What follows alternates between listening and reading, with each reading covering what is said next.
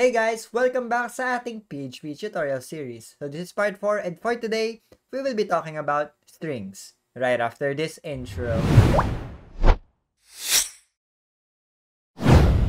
So guys, eto ang tutorial flow natin for today. So number 1, we're going to talk about strings, and then yung string length, and then yung string indices, and then yung string methods, and then finally, we will be having our tutorial challenge. So without further ado, let's begin. So guys, let's talk about strings. So sabi dito, it is one of the data types in PHP kung saan it may be a character, word, or sentence surrounded by double quotes or single quotes. They are used to display text information. So last time pa natin ginagamit yan. So every time na mag-e-echo tayo ng word, string yon yung ating piniprint na yon or yung ina-output na yon. Quick exercise, titingnan natin kung string or hindi etong mga values na nasa left side. So etong true, is it a string or no? No guys, this is a boolean. Etong false, is it a string or no? Actually guys, this is a string kasi nakapalibot siya sa double quotes. So no matter kung ano man yung laman yan, kahit number pa yan, so katulad netong 12, string pa rin to kasi nakapalibot siya sa double quotes or pwede din sa single quotes. Pero itong sa 64, that's a number. So makikita natin dahil hindi siya naka double quotes or single quotes. And etong hello world, since nakapalibot siya sa single quotes, this is considered a string. So pagka tinignan nyo kung ito yung sagot nyo, then very good. So, boolean yung true, string yung false, string din yung 12, integer tong 64, and then string din yung hello world. And with that, guys, yun yung ating strings. Ngayon, guys, si string kasi, meron yung tinatawag na length. Yun yung kung ganong karaming characters yung nasa loob ng isang string. So, for example, eto, gumagamit tayo ng tinatawag natin na strlen or the strlength, a function na nagbibigay ng number of characters dun sa loob ng string. So, for example, meron tayo ditong variable na David. So, string tong si David. Ngayon, etong ine-echo natin na strlen, then parenthesis, gitna nun ay yung variable name natin. Bibilangin niya kung ilan yung characters na nasa loob nung name natin na variable. So, ilan yan? 1, 2, 3, 4, 5. So, ang magiging sagot neto dapat is 5. So, let's try this string length sa ating VS Code. Let's go. So guys, welcome back sa ating VS Code. So nakita nyo, nakabukas na yung aking SAMP and then in-start ko na din yung aking Apache. I-start nyo na din yung inyo. And then in-open ko na yung example project ko last time na nasa loob ng htdocs dito sa right side. And then here is our VS Code na nandito yung PHP file natin. So without further ado, let's begin. So makikita nyo guys, kagawa lang ako ng variable dito, sabihin nating name. Then lagay natin equals David. And then ang gagawin natin guys is gagamitin natin yung tinatawag na strlen. Okay, so ang mangyayari dito may parenthesis and then sa loob nung ating parenthesis na to, ilalagay ko yung variable name na gusto nating bilangin. So since gusto kong bilangin kung ilan yung laman na itong name, lalagyan ko dito ng $sign name. And then guys, syempre hindi gagana to pag sinave ko to and then i-reload ko to, walang lalabas sa screen natin dahil kailangan natin siyang i-echo. So i-echo nyo tong strlen na to para lumabas kung ilan yung length ng ating name na variable. So save natin to, then let's reload in 3, 2, 1. Yun, lumabas 5. Bakit siya 5? Kasi guys, D, ito yung 1, then A, 2, V, 3, and then yung I, 4, and then yung D ulit, 5. So, 5 characters yung nasa loob ng name natin. And take note guys, even spaces are included. So, pagka nilagyan ko ng space yan sa dulo, pag sinave ko to, at nireload ko to in 3, 2, 1, ayun, naging 6 siya. Kasi guys, meron akong nilagay na space dun sa dulo ng string natin. So, ibig sabihin, if I put David space SDPT, ang magiging sagot nito ay 1, 2, 3, 4, 5, and then 6 kasama yung space, 7, 8, 9, 10. So, this should be 10. So, pag sinave ko to and reload ko to, it will now be 10. So, yun yung gamit ng ating str length. Okay, so with that guys, pumunta na tayo sa ating PowerPoint para pag-aralan yung kasunod pa.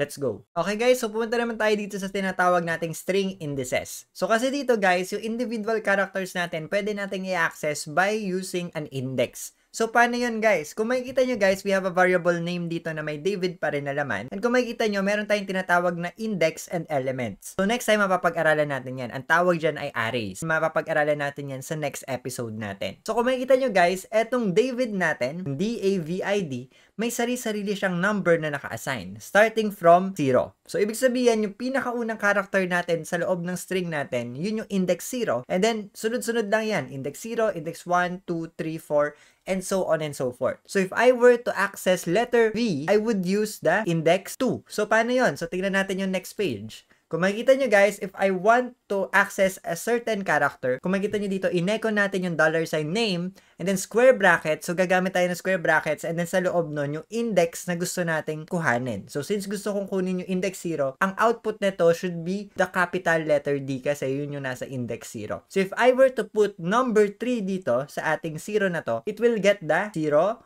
1, 2, 3, the letter I. So kung makikita nyo dito, ito yung 3. So we use square brackets to access the indices of a string. So ngayon guys, let's go sa ating VS Code at itry natin to.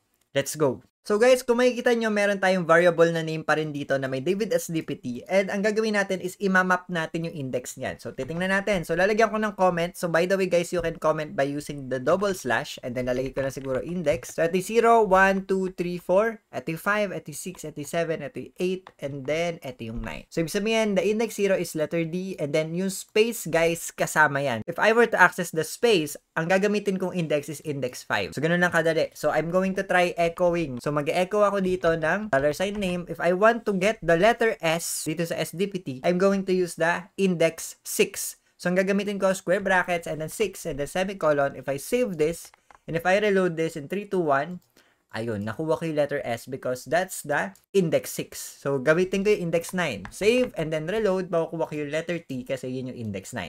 If I were to use yung hindi nag-exist na index, for example, 12, since wala namang index 12 dito, if I save this and if I reload this, mag-error yan and sasabihin yan, string offset 12. So, uninitialize. Ibig sabihin, walang nag-exist na gano'n. So, ganun lang gamitin yung ating indices. So, balik na tayo sa ating PowerPoint at pag-aralan yung susunod nating pag-aaralan. Let's go. So guys, lipat naman tayo ngayon sa string methods. So ito kasing string methods, ito yung mga different methods na pwede natin gamitin to manipulate the strings. Okay, so makikita natin, magsisimula muna tayo dito sa dalawang method na to, which is the str to upper, tsaka yung str to lower. So anong ginagawa nito guys? So makikita nyo ganito yung usage niya. So gagamitin ko yung str to upper, and then parenthesis, then sa gitna no, nandun yung variable name natin dapat. And ang ginagawa lang nito, from the word itself, it turns the string into uppercase or turns the string into lowercase pagka yung str lower. So, papakita ko sa inyo yan. I-try natin yan ngayon sa ating VS Code. So guys, as you can see, nandito ulit tayo sa ating VS Code at ine-echo ko lang yung name natin na David SDPT. So, lumalabas siya dito sa right side. Ngayon, ang gagawin natin is i-uppercase natin yung buo. So, paano yun? So, sabi doon, gagamitin natin yung tinatawag na str to upper. And then, parenthesis. And then, sa loob, kung makikita nyo, humihingi siya ng string.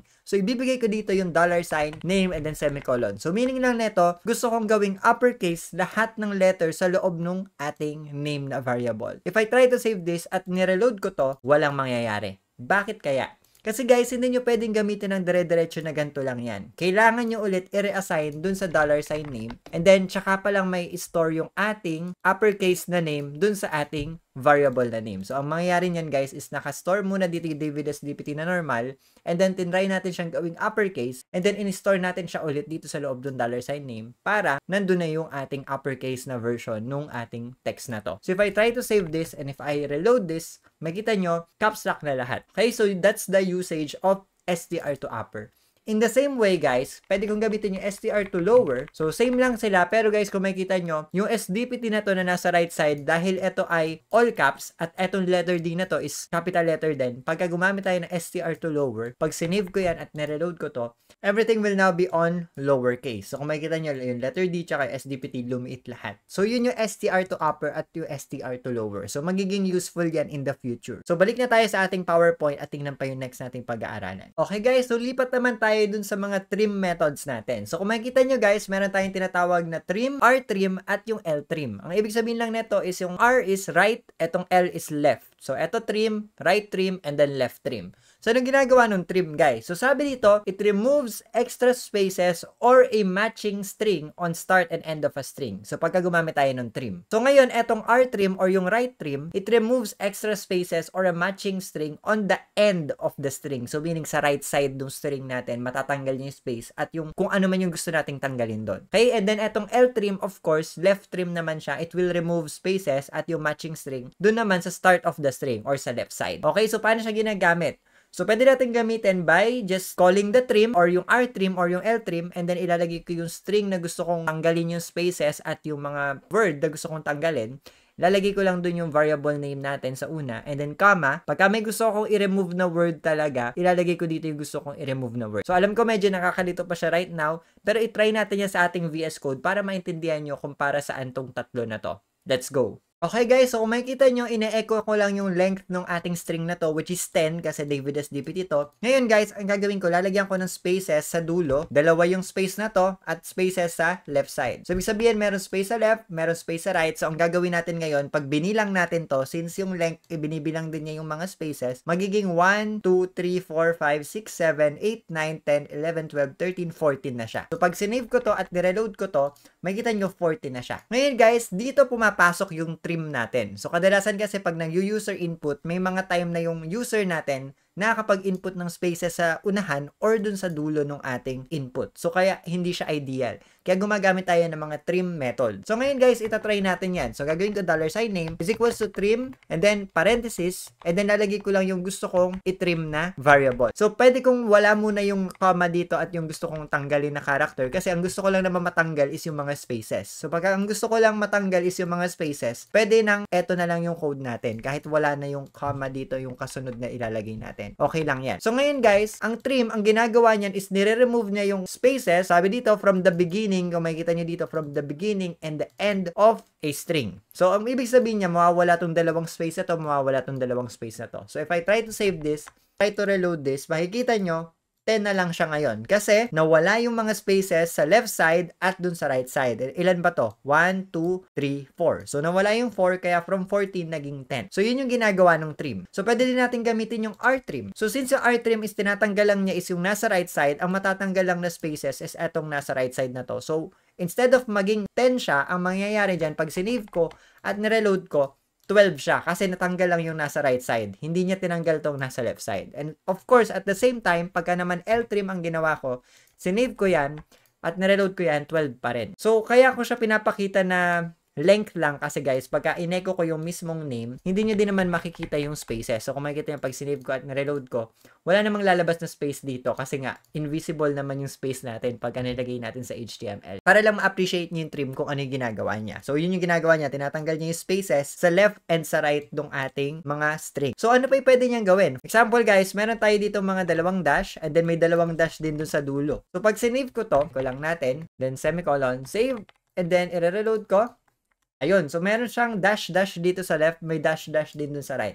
What if gusto kong tanggalin tong nasa left and nasa right na yan na dash? So ang gagawin ko lang guys, we can also use the trim. So ang gagawin natin $name, then equals trim, parenthesis, ilalagay ko ulit yung ating name doon. Now, gusto kong matanggal yung dalawang dash, so gagawa ako ng comma, and then after nun yung double quotes natin, yung gusto nating tanggalin. So gusto kong matanggal yung dalawang dash, so I'm going to put the double dash there, and then semicolon, pag sinave ko yan, at nireload ko, matitrim yung dalawang double dash na yan dun sa left and right natin. Pag nireload ko yan, makikita nyo mawawala na yung dashes dun sa left and sa right. So, ganun lang ginagawa niyan. So, ang pwede ko din gawin, for example, is gusto ko lang matanggal is yung nasa right. So, right trim yung gagamitin natin dito. And ang mangyayari, ang matatanggal lang na double dash is etong nasa right side na to at matitira tong nasa left side. So, pagka nireload ko to, makita nyo na wala yung nasa right pero yung nasa left nandun pa rin. So, of course, the L trim, of course, sa left side naman. Pag sinave ko to at nireload ko to, ang mawawala naman is yung nasa left, matitira yung nasa right. So, you can use this with any letters or any characters na ilalagay nyo dito. For example, meron ditong A na sobra, then meron ding A dito na sobra. Sinave ko at nireload ko. Ayan, makikita nyo, may A dito sa left side, may A dito sa right side. We can use the trim, and then lalagay ko lang dito A na malaki para matanggal yung A sa left side at yung A sa right side. So, pag sinave ko to at nireload ko, ayun, natanggal yung A sa left and right. So, guys, take note, this is case sensitive. So, pag nilagay ko maliit na letter A, since hindi siya uppercase, hindi matatanggal yung A dito sa right at sa left. Kasi pag sinave ko yan, makikita nyo, nireload ko, matitira pa rin yung A kasi uppercase letter A to at hindi siya lowercase. So, tandaan yon. Actually, guys, pwede nyo din tanggalin yung mismong mga word. For example, ira-right trim ko yung SDPT. So, since nasa right side yung SDPT natin na to, matitrim yan. So, pag sinave ko at nireload ko to, mawawala yung SDPT sa right side. So, makikita nyo, ayan, David na lang yung natira. Kasi nga, tinrim ko yung SDPT. So, maraming use case tong trim na to. It can be used to clean the strings na nakukuha nyo. Kung nga nakapag-input si user ng mali. So, pwede nyo linisin yung string na yun. So, with that, guys, punta na ulit tayo sa ating PowerPoint at pag-aralan pa yung ibang string method. Let's go. So guys, lipat naman tayo sa mga substring methods. So kung makikita nyo guys, we have the sub-str the sub-str count, and then the sub-str replace. So, ano ginagawa ng mga to? So, simulan natin sa una. So, yung sub-str guys, kinukuha lang niya yung part ng string by specifying the start index and also kung ilan yung gusto nyong kunin na letters after ng start index. So, kung makikita nyo, gagamitin natin yung sub-str and then ibibigay ko yung string na gusto natin kuhanan and then bibigay ko yung start index. Kung naalala nyo, pinag-aralan natin kanina yung mga indices and then kung ilan yung letters na kukunin natin after kung makuha yung start index. So, mamaya makikita natin yan. Next, we have the sub-str count. Ang ginagawa lang nito guys is binibilang lang niya kung ilang beses nangyari yung string sa loob ng isang string. For example, meron tayong isang buong sentence. Ngayon gusto kong bilangin yung occurrences ng hello dun sa loob ng isang sentence na yon. So, gagamitin natin tong sub-str count para mabilang yung hello sa loob ng isang sentence. So, pwede yon. And then, finally, we have the sub-str replace. Ang ginagawa lang naman nito is nire-replace lang niya yung part ng string from the given start index. So, kung gusto nyo may palitan sa loob ng string natin, we can use this. So, itry natin to lahat sa ating VS Code. Let's go. So guys, kung makikita nyo, meron na akong phrase dito na world, hello world. So makikita nyo, in-echo ko lang dito sa right side, kaya lumabas to. Ngayon guys, what if gusto natin kunin yung hello dun sa loob ng phrase na to? So how do we do it? So gagawa lang ako ng bagong variable dito. Sabihin natin ng word ang pangalan. Then equals, gagawin ko guys, gagamitin natin yung sub-str. And then parentheses. Ngayon, ang una ko ibibigay dito is yung string na gustuhan natin kuhanan ng string. So since gusto kong kuhanan yung phrase, ilalagay ko dito yung phrase, and then lalagay ko dito comma, and then tatanungin yan, saan natin gustong kuhanin yung string na yon? So, ano yung start index? So, bilangin natin, 0, 1, 2, 3, 4, 5, 6. So, gusto ko magsimula dito sa letter H. So, 6 ang ibibigay ko. Ngayon, after nung 6 na to, ilang letters yung gusto ko pang kunin? So, lalagyan ko ng comma, and hihingin yan, ilan yung length? So, ilan yung gusto ko? 1, 2, 3, 4, 5. So, 5 characters pa yung gusto kong kunin sa dulo. So, gagawin ko dito 5. And then, lagyan natin semicolon sa dulo. Save natin at i-echo natin yung word. Yan. And then, save natin. Kung makikita nyo guys, pag nireload ko to in 3, 2, 1, makukuha ko dyan is yung hello lang kasi nga, sinubstring natin yung ating phrase at kinuha ko lang yung index 6 and then yung 5 characters after yung index 6. So, for example, gusto kong makuha yung hello, wo. So, yan. Gusto ko kunin hanggang dito sa wo. So, instead of 5 lang yung gagamitin ko, papalitan ko yan. 1, 2, 3, 4, 5, 6, 7, 8. So, gagawin ko 8 to para makuha ko yung hello, wo. So, save natin.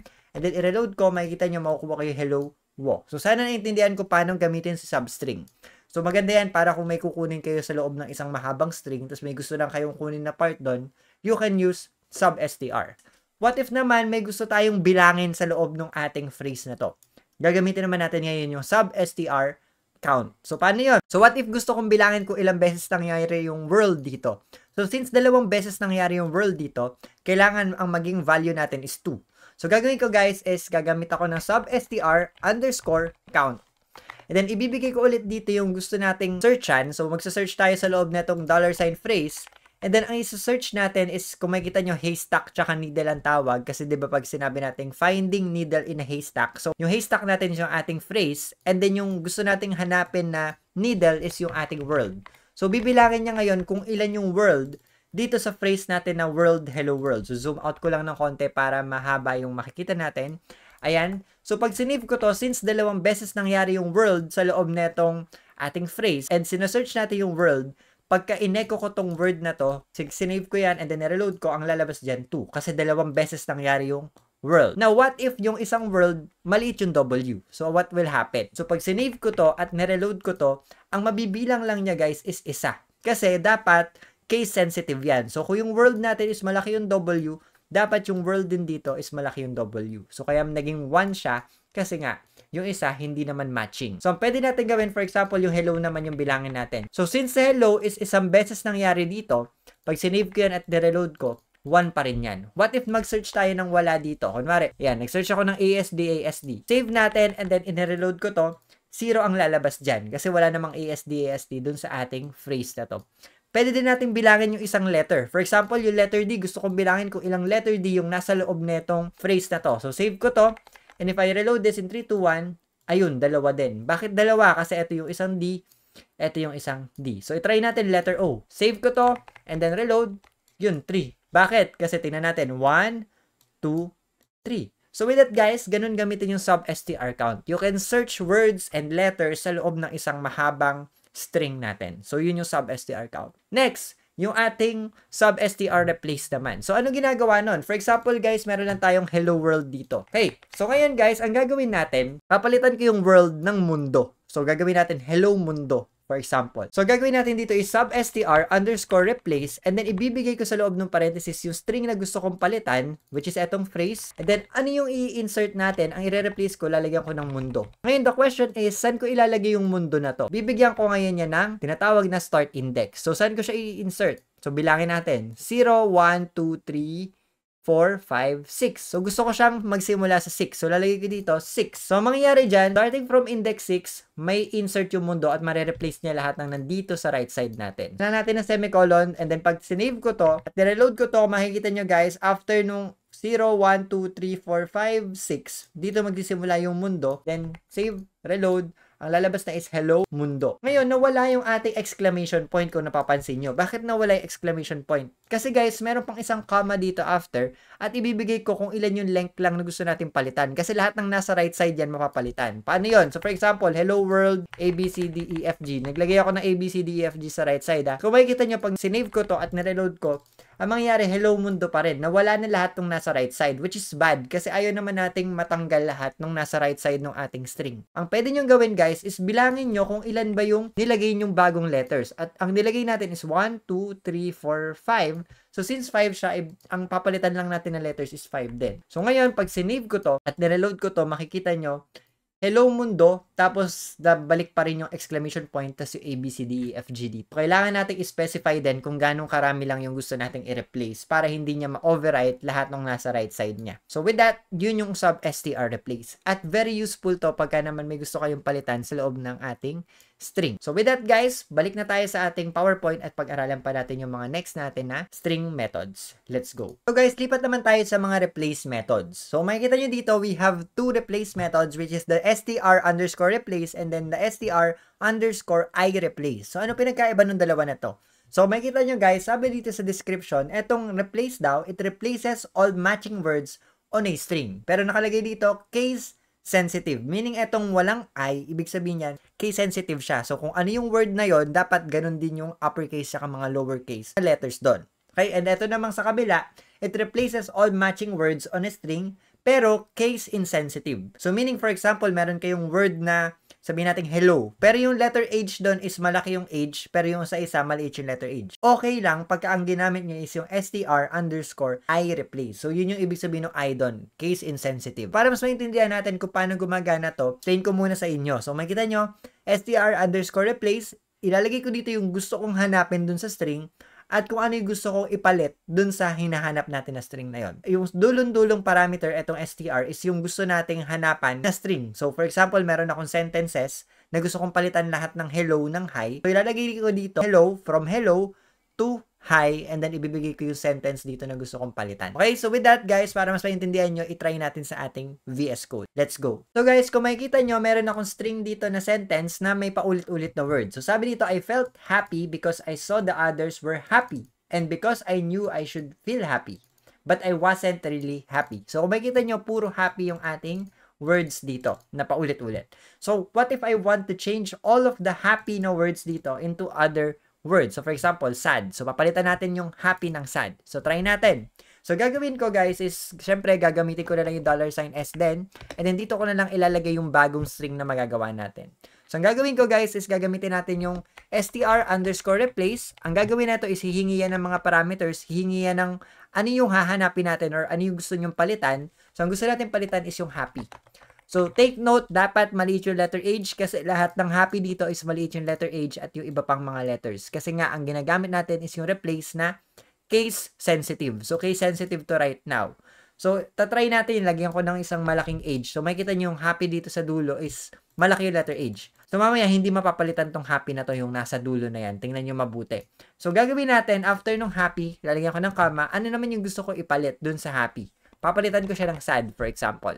Then, comma ulit, nasaan yung papalitan natin? So, ang bibigay ko dito is yung $S din, and then semicolon. So, meaning lang nito, guys, i-replace ko daw ng sad yung happy natin sa loob ng string na to, sa $S. So, ang mangyayari dito, pag sinave ko to, and if I reload this, makikita nyo, I felt sad because I saw the others were sad. So, nakita nyo, lahat ng happy naging sad na. And because I knew I should feel sad, but I wasn't really happy. So, makikita niyo yung happy dito sa dulo, nagstay siya. Bakit? Kasi yung age ng happy is naka-uppercase. So, sabi ko nga, etong STR replace na to is case sensitive. Pero guys, if I use the STR, I replace, and then gawin natin yung sad, sabihin natin gawin natin angry. And then save natin. Then i-reload natin in 3, 2, 1. Ayun. So, makikita niyo napalitan lahat. Kahit yung happy natin sa dulo is malaki yung letter H. Kasi nga, case insensitive to. So, meaning kahit malaki pa yung mga words na hindi dapat maging malaki yung letter, basta nagmamatch yung word niya, mapapalitan siya. So, kung makikita niyo, I felt angry because I saw the others were angry. And because I knew I should feel angry. But I wasn't really angry. So, lahat napalitan. So, yun lang yung ginagawa nung replace na yun. So, maganda siya if meron kayong multiple words na gustong palitan sa loob ng isang sentence or ng isang string. So, yun. So, ngayon guys, pumunta na tayo sa huli nating method na pag-aaralan. Let's go. Okay guys, so let's talk about the explode method. So ito kasi explode na to, it will be used very often. So bakit guys? Kasi kung makikita nyo sa explode, ang ginagawa niya, it splits the string into multiple strings using a delimiter. So, ibig sabihin ng delimiter is yung naghahati sa kanila. So, kung alam niyo yung comma separated values, yung mga values natin is separated by using a comma, we can use explode para paghiwa-hiwalayin yun. Kadalasan yun sa mga Excel files. Minsan pagka may ine-extract kayong data, it's going to be very useful. So, i-try natin itong explode na to. Kung makikita nyo, ang ginagawa lang niya is explode, and then yung delimiter or yung panghati natin, and then comma, yung string na gusto nating hatiin. So, tingnan natin yan sa ating VS Code para mas maintindihan nyo. Let's go. So, guys, kung makikita nyo, meron ako ditong comma-separated values ng mga pangalan. Meron David, Alinir, Jmar, and Maye. And makikita nyo, in-echo ko yan. What if, guys, gusto ko lang kunin yung isa sa mga pangalan dito? For example, si Jmar. Kaso, magkakasama sila sa isang string. No, so, paano natin gagawin yun or paghihiwalayin? So, gagamitin natin ngayon, guys, yung explode. So, paano yun? So, for example, gagawa ako dito ng bagong variable, $n, and then equals, gagamitin natin yung explode ngayon. Then parenthesis. Ngayon, hihingi yan ng delimiter. Yung delimiter, guys, is yung panghahati natin. So, since comma separated values yan, I'm going to use the comma as the delimiter. And then after nun, guys, ang gagawin natin is comma ulit, ibibigay ko naman ngayon yung string na gusto kong hatiin, which is yung $sign names natin. So, in short, ang ginagawa nitong explode, paghihiwa-hiwalayin niya yung mga string na nasa loob nito using the comma. So, magiging ibang string si David, ibang string to, ibang string to, at ibang string to. In short, magiging isa siyang array. So, kung hindi nyo pa alam yung array, of course, next episode pa natin pag-aaralan yun. Pero in easier terms, ang mangyayari lang dyan is magkakaroon siya ng index na tinatawag katulad nung ginawa natin kaninang pinag-aralan natin sa string natin. So, ito yung magiging index 0, ito yung magiging index 1, ito yung magiging index 2, at ito yung magiging index 3. So, meaning si David is yung index 0, si Alinir yung index 1, si Jmar yung 2, si Maya yung 3. So, nagiging hiwa-hiwalay na sila using the delimiter na comma. So, if I want to get Jmar, ang gagawin ko is yung $n natin since dito naka-store yung ating inexplode na names. And then, lalagay lang ako ng square brackets. And then, ibibigay ko yung index na gusto ko makuha. So, since gusto ko makuha si Jmar, ibibigay ko dito yung number 2.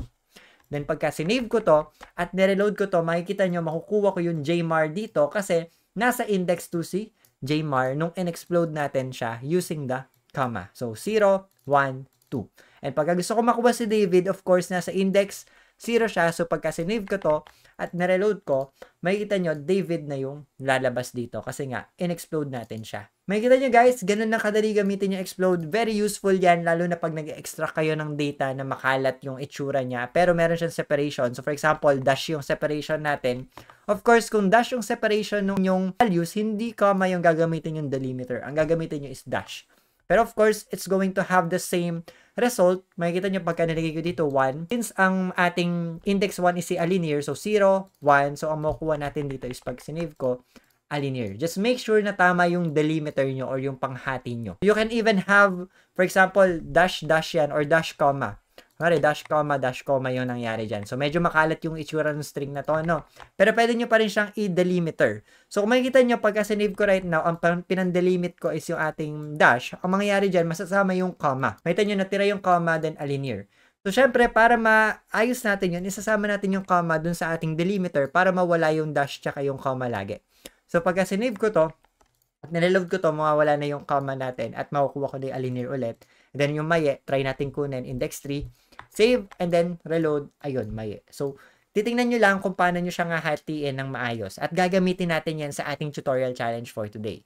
So ngayon guys, pumunta na tayo sa ating tutorial challenge at I hope na magawa nyo tong tutorial challenge na to. Let's go! So guys, ito ang tutorial challenge natin for today. So sabi dito, try to do this challenge using the things you've learned. So sabi dito, no, number 1, you are given a string $name data which contains first name and last name. And sabi dito, each first name daw and last name separated siya by a comma. So comma separated value yon. Pero guys, sabi din dito, yung each full name pair natin is separated by a pipe character naman. So comma separated values na siya and then pipe separated values din. So ano itsura nun?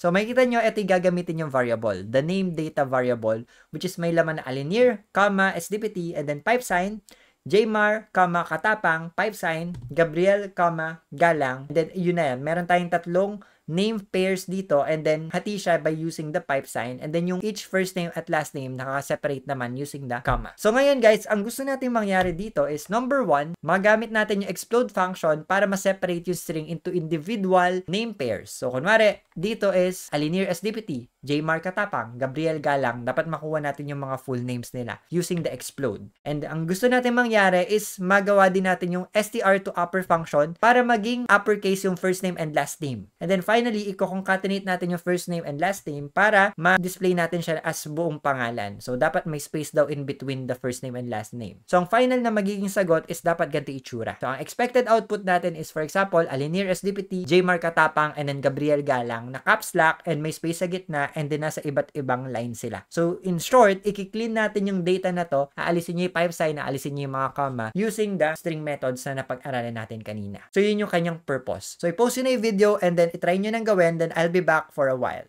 So, okay na ba guys? If yes, then very good. So, kung hindi naman, that's okay guys. We're going to try to do it together. So, kaya pumunta na tayo sa ating VS Code and itry natin tong tutorial challenge natin. Okay guys, so kung makikita nyo, meron na tayong names dito na yung separated by pipe and also the comma. And then, gagamitin natin of course yung mga string methods natin para mapaghiwa-hiwalayan at malinis yung data natin. So, in-echo ko muna siya para makita natin itsura. So, yan. So, ngayon, ang gagawin natin, yung first problem muna natin, isa-isayin lang natin problema. Unang-una, ang pinakamadaling isolve na problema is yung uppercase. So, ang gagawin ko, lahat ng names na nandito, $names is equals to str to upper, and then ibibigay ko lang yung $names para maging uppercase na lahat at later wala na tayong problema. So, isa-save ko na to, and then if I try to reload this, makikita nyo, caps lock na lahat. First problem done. No, so ngayon, ang gagawin natin is gusto nating ihiwalay muna yung mga pangalan. So, gusto ko ihiwalay yung Alinir SDPT kay Jmar Katapang at kay Gabriel Galang. So, ang gagamitin natin is to explode. So, sasabihin ko, $full names, then equals explode. Yung delimiter niya is yung ating pipe character, and then lalagay ko lang dito yung $names natin. So ngayon, dito na ngayon nakalagay yung mga full names natin sa loob netong full names na variable. And then pwede ko nang makuha yung mga full names, so lalagyan ko ng index to. Ang mangyayari niyan kasi guys, since natin ko siya by pipe character, ito yung index 0 si Alinir SDPT, ito yung index 1 si Jmar Katapang, at ito yung index 2 si Gabriel Galang. So sana naiintindihan yon. So ngayon guys, itry ko munang i-echo yung full names natin. Kunwari gusto kong kunin si index 0, which is si Alinir SDPT. So, pag sinave ko to, and if I try to reload this, kung makikita nyo, ang makukuha ko na lang si Alinir SDPT. So, pwede ko lang gamitin yung 1 para makuha ko naman si Jmar Katapang at yung 2 para naman makuha ko si Gabriel Galang. So, maraming way para gawin to guys na hindi lang eto. So, kung nagawa nyo ng ibang way, so pwede kasi kayong gumamit din ng replace dyan. So, pwede na. For example, guys, ang gagawin ko na lang dito kasi madali to, pwede nyo i-explode pa rin isa-isa. So, pwede nyo i-explode by comma, pero ang mas madaling gawin nyo guys, gamitin nyo na lang yung replace. Actually, pwede nyo gamitin yung replace muna bago nyo i-explode. So, paano yon? So, gagawin natin sa names, ang gagawin natin is gagamit tayo ng str_replace, and then, i-replace ko lahat ng comma with spaces. And then, ibibigay ko dito yung name. So, mangyayari dito, alisin ko muna tong full names na to, no? Pakita ko muna itsura nung magiging names natin. Save ko to. Then, if I try to reload this, makita nyo, wala na yung comma dun sa ating gitna at space na lang siya. So, Alinir SDPT, Jmar Katapang, Gabriel Galang. So, ngayon, guys, ang kailangan na lang natin gawin is paghiwa-hiwalayin siya using the pipe character, which is ginawa na natin kanina. So, eto na yung full names natin. So, in-explode ko siya after using the pipe character. And then, pwede ko nang kunin yung full names, then 0. Then, pag sinave ko to, makukuha ko na yung buong pangalan ni Alinir SDPT. And then, pwede ko na i-copy to at kunin natin yung index 1 tsaka index 2 dito para makuha natin yung ating iba pang pangalan na Alinir SDPT, Jmar Katapang at Gabriel Galang. So, from this dirty data na kung ano-ano yung kanyang delimiter, we now cleaned it using the string methods natin. So, yan yung magandang mapag-aralan nyo so that pagka nakakuha kayo ng mga data na pwede nyong linisin, ayan, pwede nyong gawin niya. So, marami pang string methods na hindi ako naituro. Ito yung pinaka ginagamit kasi lagi. So, pwede kayong mag-search sa internet at makita nyo pa yung ibang mga string methods na hindi naman masyadong ginagamit. So, with that guys, yan lang yung ating